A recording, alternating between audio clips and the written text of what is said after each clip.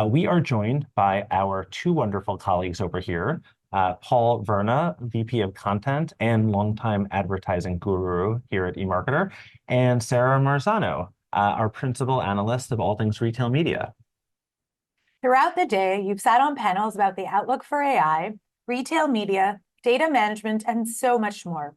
We'd love to answer your questions on those topics, but we're also happy to dig into other ones. So definitely feel free to ask us questions about whatever's on your mind. You can submit questions by using the chat window on the right of this video feed, and make sure you also let us know where you're tuning in from. So with that, let's get started, shall we? We're going to kick things off with a few really great questions we received during our sessions earlier today. Maybe this is a good place to start, Paul. Are marketers only using AI for content creation? I mean, I know the answer is no, but let's just use that as a thought starter. Where else can they use AI to make themselves more efficient?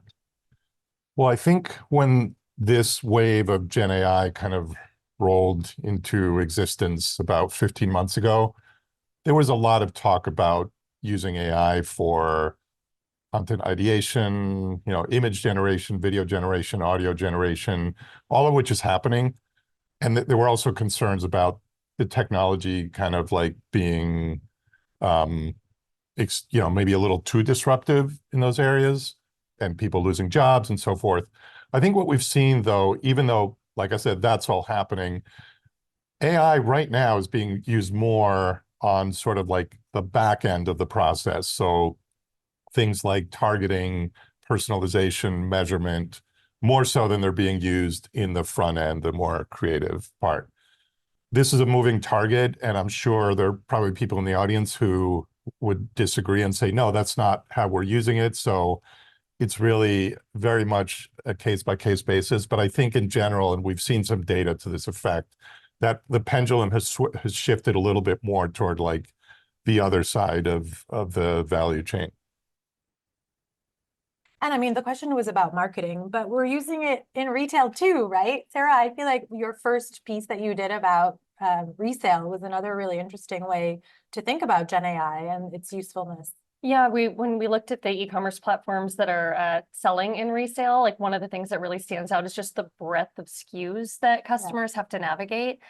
So there are some great Gen AI use cases around search and helping customers navigate the website to find a curated set of product results, as well as when it came to inventory processing in general, using AI to make sure things were categorized correctly. We've been talking about AI all day, and I feel like it's going to keep coming up. So it's interesting to think about all the different use cases and ways to make our jobs easier too, and make the experience easier for consumers. So another thing that we talk a lot about is retail media. Are you ready, Sarah? This one's for you. Someone in the audience was wondering about how sponsored listings are supposed to enable. The goal of that is to add things to your cart on the retailer website to try and help close the loop. What are some of the other big opportunities for retail media? Yeah, I think when we think about sort of the genesis of retail media, it was really born on site formats, things like sponsored product listings or display banners on site. But a few things are happening sort of push retail media beyond those foundational elements. One of them is that retailers are recognizing that their on-site real estate is limited. So at a certain point, you reach saturation and you risk ruining the customer's experience by creating an environment that's way too crowded with ads. And so with that, retailers are increasingly looking at areas that don't have that limitation of scale. So we're seeing growth in offsite into upper and mid funnel areas, as well as growth in store. So I think those are going to be some of the sort of defining arenas that provide opportunity within retail media going forward.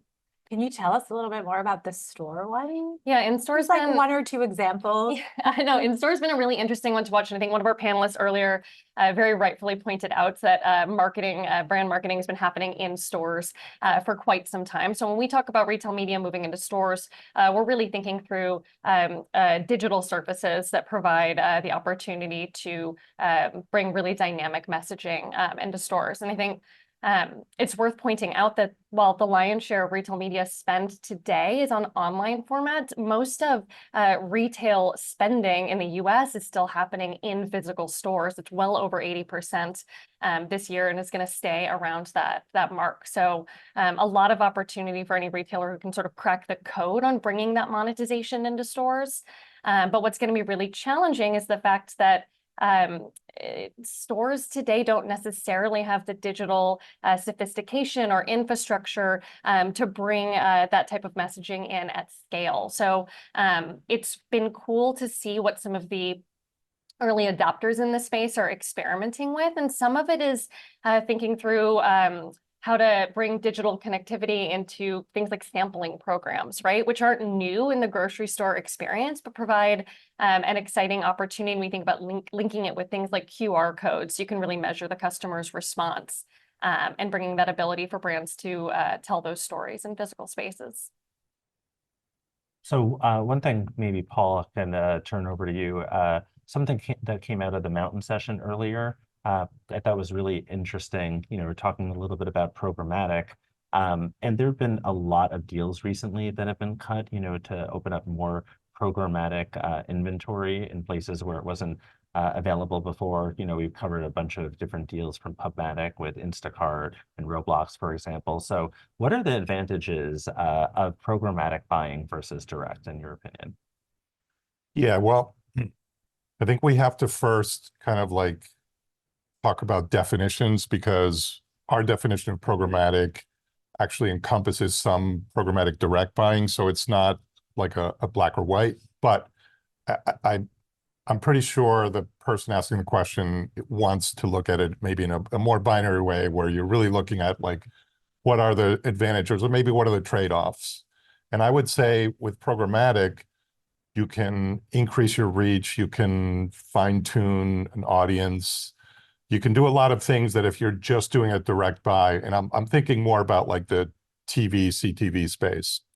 So if you're making a direct buy, it's usually around a specific program or a specific, sort of like time, day part.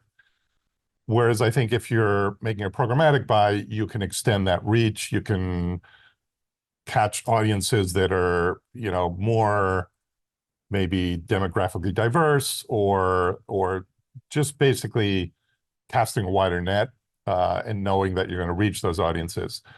On the flip side, though, you do have more control when you make the direct buy, so you know pretty much exactly what you're getting. With programmatic, I know, programmatic platforms are very careful about vetting the inventory, making sure it's all legit, but things fall through the cracks, and there are times when you're not exactly sure what you're buying, or things end up in a place that you didn't intend. So you have to make those trade-offs. I think a lot of brand marketers use a combination of both, knowing that there are those trade-offs. I just was smiling because I know you led a team putting together a report on brand safety recently, which is a topic that you and I talk about a bunch. And it's just interesting how it's the advantages, but as well as the disadvantages of it, is that it's scalable, but then how do you manage that scale? Right. Seems to be a challenge for a lot of retailers, a lot of ad platforms. Absolutely. So there's so many questions that we got throughout the day, so I'm going to keep going, but I did want to remind you that if you had a question and you wanted us to answer it, please feel free. We're monitoring the chat. I'm toggling between the original questions from the day and the chat, so definitely drop the line in there. So again, retail media, everyone's talking about it. There is a little bit of a blurred line. Paul's team covers it, our retail team covers it, everybody's covering it, everybody's talking about it. So the question from the audience member is, what will be the catalyst to get the perception that retail media is a brand building option to more traditional advertisers? Yeah, so I can speak to this. I think this is something that we're seeing unfold in real time. There was a great article in Digiday a few weeks ago around the economic factors that really put a lot of pressure on the performance element for marketers, and that being really the main area of focus for the past few years. But now we're seeing the pendulum sort of swing, and the recognition that you really need to fill the funnel as well. You need to get those customers when they're in the research and consideration phases. And I think this ladders back to the previous question around the extension of retail media into offsite formats, and the evolution there, and the opportunity that really gives to tell a holistic, cohesive story. And I think that's where we're going to see success. And I'll use the store again as an example. If we think about a retailer who's really done activation well in store, you might think about a sample station that allows them to actually discover a product paired with maybe a subtle but present in-store audio ad that tells you about a promotion that's running for that product, and the ability to really tell that story. I think that the physical store, in a lot of ways, it gives an opportunity to sort of activate across the funnel in a holistic way. So I think the proof cases are going to be emerging now and over the next few months and even years. And I think also, if I can chime in on this, Of course. You have CTV is an interesting cross-section here, because if you look at CTV as, I mean, as an extension of TV, it's a brand building medium, but it also has a lot more of a kind of direct response component than traditional TV. And obviously, Amazon being roughly 75% of the US market for retail media and a growing player in CTV advertising, I think you're going to see those things come together more and more, where people advertising on Amazon video properties, whether it's Prime Video or all of the sports programming they carry, they can connect those ads to all of the data that Amazon already has about purchase behavior and things that are much closer to the point of purchase than something that would be purely a brand projection kind of approach. There are two words or two acronyms that we haven't said that much actually today, Susie, and that's ROAS and CPM, and I think that this is a challenge that maybe a lot of retailers are going to face about how do you essentially get CPMs at the right level that people say that they can build a brand through their retail media network, right? I think that that's going to be, because of course they're paying quite a bit right now in relation to some other channels. Yeah, for sure. Yeah, I think there's going to be a lot of pressure as advertisers have more and more choices when it comes to retail media networks to work with. They're going to be weighing through how many it makes sense to work with, and where to invest deeper as the partners that they do have are introducing more and more formats. And the pressure is certainly going to be on the retailer to get the foundational elements right, and really be able to prove out the value every time they're asking for more of that dollar investment. That's why I think that Walmart, what Walmart is doing with, it's called Luminate, right? I think that's also key. How do you combat someone like an Amazon by pairing together two different types of data to really help show the value? Yeah, no, I think it's going to be really exciting for their advertisers. We got a live question, so it actually ties into a lot of the other ones that we got during Yuri's session on AI. How can you tell if an AI innovation or some sort of any kind of tech is being overhyped? Are there any ways to know if that technology is good and what's just noise? And we've heard that a lot about the shiny penny and the cryptos of the world and the Web3/metaverse. Like, how do we know if AI is just hype? Well, usually you don't know if something is truly hype until the hype cycle has sort of passed and you realize it was more air than nothing. And I think there's a certain amount of that happened with the metaverse and with crypto. With AI, particularly with Gen AI, there's no question that there is a lot of hype, but I don't think, in my mind, there's no question that this is a real thing that's going to impact. It's already impacting, but will continue to impact everything that we all do in our work here, everything that our clients are involved in, and that as the tools get more sophisticated, which they are doing by the day, those impacts are going to get more significant. So I think what we're seeing is there's definitely a rush to market, a rush to, funding, maybe a little bit of kind of like blind trust in the fact that this is a big thing. And some people always get burned when they rush in with, deep pockets. But this is definitely a real thing. And what we've already seen in the last 15 or so months, we're going to see more and more of. And, I think the key is going to come down to using it productively, using it effectively, using it in a safe way. And I think a lot of very smart people are working on all of those things right now. I mean, we talked about it a little bit this morning's on the weekly listen around Gen AI. And I think it's also really important. Shameless plug. Again, I love the podcast, but the idea that it's really important to also be able to segment the difference between using it in your own day-to-day life and also using it to do your job better, right? And so once Gen AI becomes stickier, we'll start to use it all the time in our day-to-day life as well. And then it really won't feel like hype. And there's a lot of data that also supports that it is relatively, commonplace to use it already at this point now. It is, yeah. And it's interesting because in our panel last year, at the Gen AI panel, we asked everyone on the panel that question, how do you use it in your professional life? How do you use it in your personal life?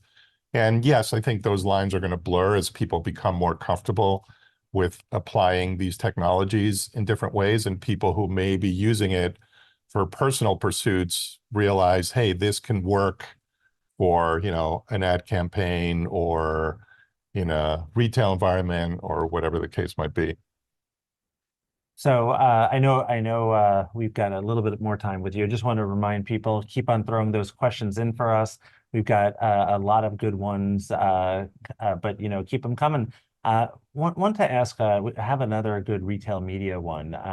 What's considered premium content when it comes to retail media spend? And how can you make sure you're investing in premium content as retail media moves off-site? I think that's a good building on what we talked about before, the digitization of the store, but then also thinking about off-site, because I think that that's the only way retail media is going to grow is by extending and permeating all of the web, no? Yeah, no, absolutely. And I think it's a matter of really examining where your offsite spend is going, understanding the end sort of a viewpoint for the consumer, thinking about it from a brand safety perspective, which we have some exciting content out around, and just thinking through the context with which those placements are going to be viewed.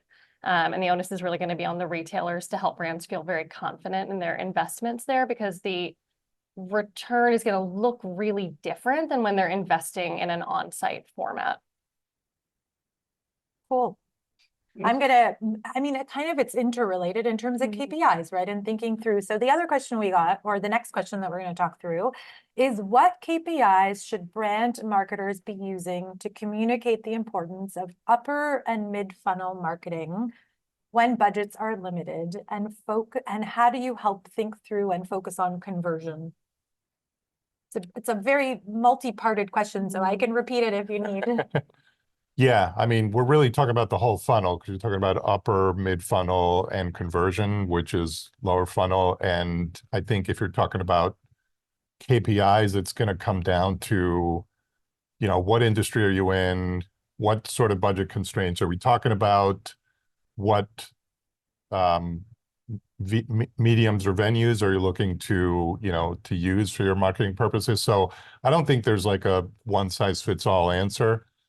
But I think, obviously, when your budget is limited, you're going to have to narrow you're going to have to narrow your focus down to like what are the most essential KPIs. So, if you're an apparel brand, obviously, you're going to be looking at a different set of parameters than if you're a CPG or a hotel chain or an insurance company. You're going to have different benchmarks that you're trying to hit. So I don't know that I could point to, specific ones for, upper, middle, or conversions. It really was a tough one. Yeah.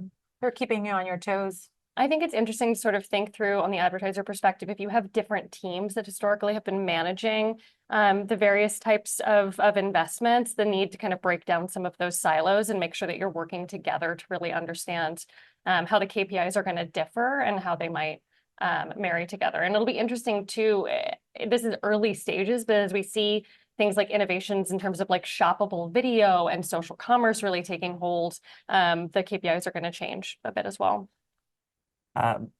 There was, obviously we've talked a bunch about CTV, one of the hottest topics that we cover. And I know, Paul, we were just talking about definitions, but I know you're very big on setting people straight in the best possible way. So what is the difference between when we're talking about CTV and OTT? Obviously, there's FAST, F-A-S-T, there's SVOD, like how do people kind of make sense and do all these acronyms actually matter, in the scheme of determining your strategy overall? Well, they matter because you need to formulate a strategy, and you need to understand what what your objectives are. But what one person defines as OTT or CTV might not be exactly the same as someone else.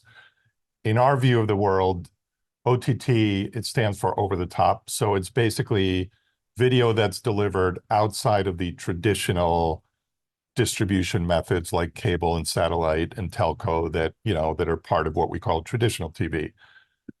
But that is not device specific. That's just the distribution method. So if you're watching YouTube on your cell phone or you're watching Hulu on your connected TV, those are both OTT, but they're on different devices. So CTV is basically a subset of that, and it's specifically what you watch on that connected TV on your, big living room screen at home. What was the other one you mentioned? FAST, so free ad-supported streaming channel, streaming television. So these are live TV channels that are delivered via the internet, but they have a lot of commonality with live, traditional live TV channels. And in practice, like Tubi and Pluto, Roku channel, a lot of the content on these channels tends to be aimed at maybe an older demographic and a lot of like nostalgia, a lot of like, back episodes.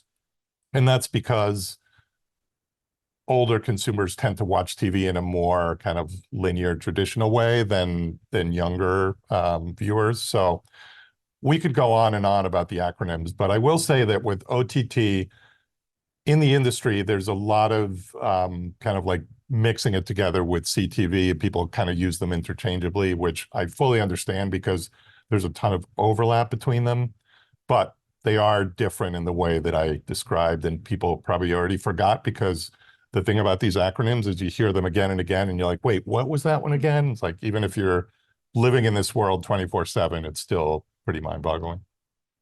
It's tricky. So we get a lot of questions about retail media. I think one of the questions that came up during the day, and so again, if you have live questions that you want us answered, definitely feel free to drop them in the chat.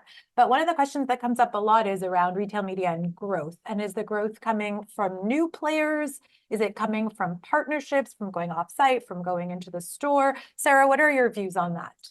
Yeah, I'll try to avoid duplicating anything that I've said already, but I think one of the things that we're going to be watching really carefully is both the emergence of new retail media networks to the scene and the pressure on those retailers to differentiate their offerings when you consider the fact that advertisers are already indicating that they feel pretty squeezed and overwhelmed as they determine who to work with. So Saks just launched their retail media network, I think, within the past week. It's interesting to see how they are leaning into being a luxury retailer as a key differentiator. At launch, they're sticking to on-site formats, so a pretty traditional offering, but it'll be very interesting to watch how that evolves because Saks has access to a high-income customer base that has a lot of appeal, I think, for marketers, right? If we think about high-income consumers being a bit more resilient. Another interesting partnership that just was announced recently is the Best Buy partnership with CNET, where they'll be opening up their retail media offerings to CNET's expert reviews. And I think that's a great way where we're seeing a retailer who has this category expertise and focus really nod to the consumer's path to purchase, knowing that A lot of these items are sort of higher consideration, might require a bit more research, and they're taking some of the activity they know their shoppers are engaging in, which is let me go get more information about this product from a different source before I pull the trigger on that purchase, and they're bringing it right into that shopping journey. And what was cool about that activation is it went live immediately on Best Buy's website, app, and in stores, and they were able to report back some exciting success from that test. So it'll be interesting to see how the model for that partnership might inform other partnerships down the line. Paul, your team too, you guys are always looking at partnerships. What are some of the ones that you're looking at? I totally put you on the spot, like No. Amazon and Pinterest. Yeah, I mean, all of the sort of like walled net, like walled garden, open web type partnerships, or smaller walled gardens, basically partnering with bigger ones. Those are interesting. I'm also very interested in the CTV retail media partnerships, of which there have been, a handful, and there are more and more. We look at partnerships within the sort of like video space, and there's also a lot of M&A activity happening now in that space, a lot of consolidation. The Walmart Vizio one, I think, is really yeah, interesting. Walmart Vizio is fascinating because, we look at Vizio just like we did with Roku as originally a device company, and it's very obviously much more than that, and it's basically an ad platform. So if you look at all of the manufacturers of, TVs, connected TVs or TV devices, they have basically pivoted their businesses to where they're primarily about, selling ads, like, the Samsungs, the Rokus. So those partnerships are interesting because they point to evolutionary steps in the market and changes that, may affect obviously the partnered companies, but they speak to what's really going on a broader level. So we only have time for one more question, and it's me who's going to ask it, and I'm putting everybody on the spot. Are you ready? I love talking about retail. Everybody knows that. It's the 10th annual Amazon Prime Day coming up sometime in July. Lots of speculation around when that's going to be. What are one thing that each of you think that a retailer or a brand should be thinking about as it relates to Amazon Prime? I can start if you want, if that's helpful. Sure. Yeah. Oh, guys. I will. Gonna take me up on that. I will throw something in there. I think one of the key things is to actually understand a little bit more about what's Amazon's strategy, how are they looking to anniversary their sales, and then to essentially counter program around it. We saw a lot of people who tried to compete directly with Amazon, last year with asymmetric warfare, and I kind of think that strategy is more likely to work than going head on. Yes, like Black Friday in July. Everybody did Black Friday in July. I'm always amazed at how many more Prime Days Amazon can add during the year, but they still drive so much business, and I keep thinking like people will tune them out, but when you're offered a good deal, you're going to take the good deal. So this is on my mind because I'm writing a report on back to school shopping based on our forecast that was published in February, but since Prime Day moved into the summer months, it's been sort of the unofficial kickoff to back to school shopping. So I think retailers and brands just really need to be thinking through how they're going to approach the season. This year, we're seeing more moderate growth rates and consumers really still having budgets top of mind. So how are you going to have your promotional content sort of ready to go? And how can you be nimble based on what you're seeing from the customer? Awesome. Thank you so much for humoring me. I mean, how could I not ask about Amazon Prime? we knew you were going to, even though we didn't know. It was bound to happen. That was really great, but unfortunately, that's all we have the time for. Thanks again to Sarah and Paul for joining us, and to all our wonderful analysts and guests that spoke today. Our production crew behind the scenes also deserves a huge thank you for their hard work. And also thank you to you. Thanks so much for spending part of your day with us. I want to remind all of you that all of today's sessions are already available on demand, so watch them again or share them with your colleagues. You are going to be hearing from us soon about our next summit taking place on Friday, November 1st, 2024, which we are already planning, if you can believe that. Thank you again for joining us today, and have a great weekend.